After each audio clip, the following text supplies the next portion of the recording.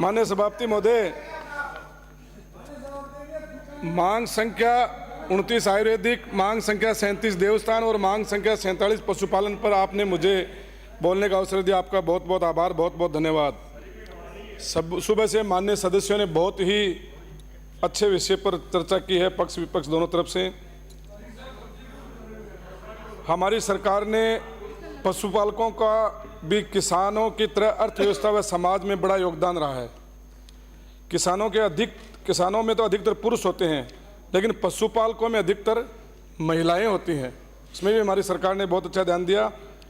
यह सरकार की योजना में पशुपालकों की मेहनत का नतीजा था कि हमारे कार्यकाल में दूध और ऊन के उत्पादन में राजस्थान देश में पहले स्थान पर पहुंच गया था। दूध संकलन में सीआरडीएफ भारत में तीसरे स्थान पर आ गया। सभापति महोदय, 2008 से 2013 वाली सरकार के दौरान आरसीडीएफ को दूध बेचने पर 2 रुपये लीटर की सब्सिडी शुरू की थी, परंतु वसुंधरा राजे जी की सरकार बनी तो सब्सिडी बंद कर दी और पशुपालकों की आय घटा दी। हमारी सरकार ने आते ही 2 रुपये सब्सिडी के शुरू किए, जिसके बाद बढ़ाकर 5 रुपये लीटर प्रति लीटर कर दिया।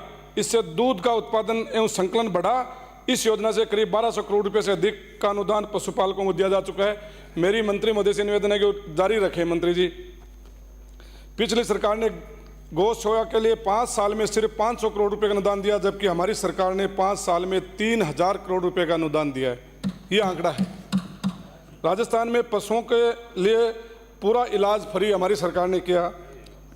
1219 ग्राम पंचायतों पर पशु उप चिकित्सा केंद्र खोले गए। मैं माननीय मंत्री महोदय,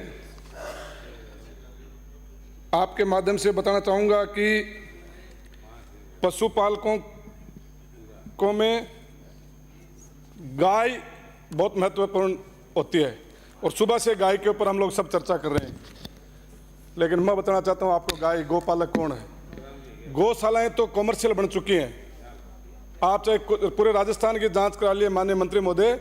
गौशालाएं जैसे अभी पोकण चाने वाले माननीय मंत्री प्रतापपुरी जी बोल रहे थे, मैं उनकी बात का समर्थन करता हूं कि पशुओं को अनुदान दो गायों के लिए, पशुपालकों को, किसानों को अनुदान दो गायों के लिए।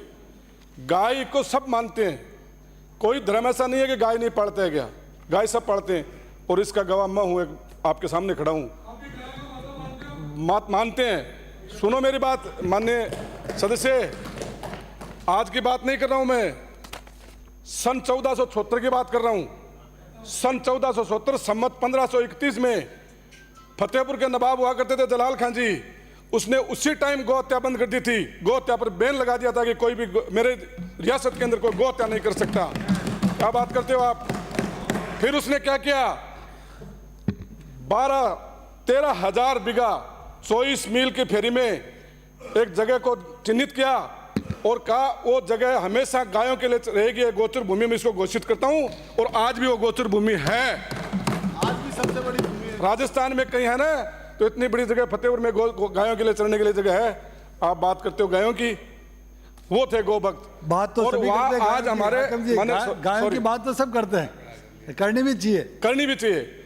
आज भी मैं कहता हूं कि मेरे समाज के लोग गाय का नए मांस खाते हैं, नए गाय काटने का काम करने वाले को बख्शते हैं। अगर हमारे एरिया में अगर कोई गौ काटने वाला मिल जाए तो सबसे पहले उसको हम मारते हैं। ये है हम गौ भक्त। बात सब करते हैं, लेकिन बैठो माननीय भाई साहब,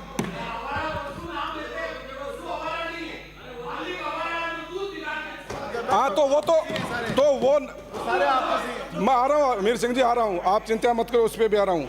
गाय के लिए पूरा सदन एक है कि गौ माता के लिए पूरा सदन एक है कि गाय को आप जो गौशालाओं का अनुदान दे रहे हो, उसी तरह कोई जो गाय पशुपालक है, जैसे भी महाराज करे थे, एक किसान के पास हजार गायें हैं, 500 गायें हैं, उनको अनुदान दो कि एक गाय के ऊपर उनको अनुदान दो कि उनको अगर मिलेगा मेहनताना तो वो गायों का ख्याल रखेगा और गाय बचेंगी।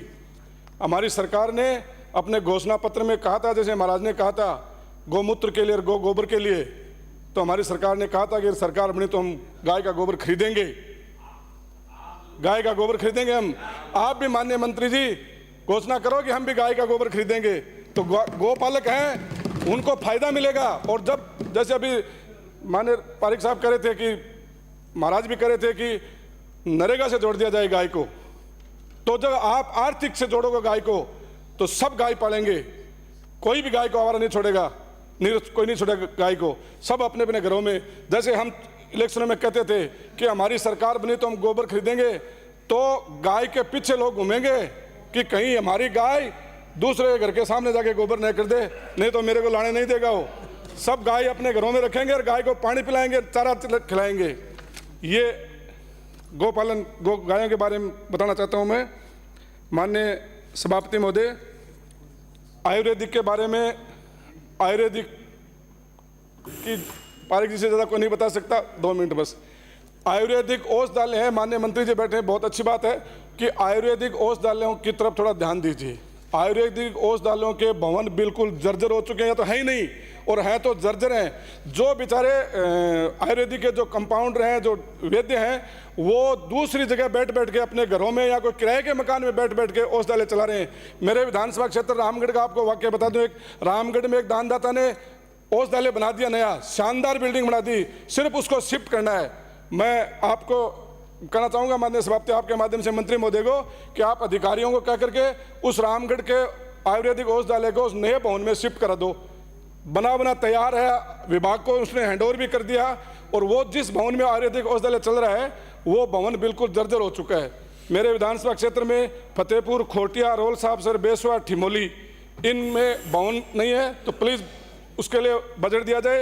एक फतेहपुर शहर में यूनानी औषधालय चल रहा है, हॉस्पिटल चल रहा है, उसमें डॉक्टरों की कमी है, कोई है ही नहीं।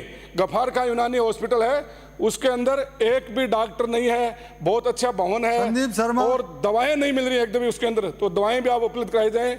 माननीय सभापति, मुझे आपने बोलने का अवसर दिया, बहुत बहुत धन्यवाद।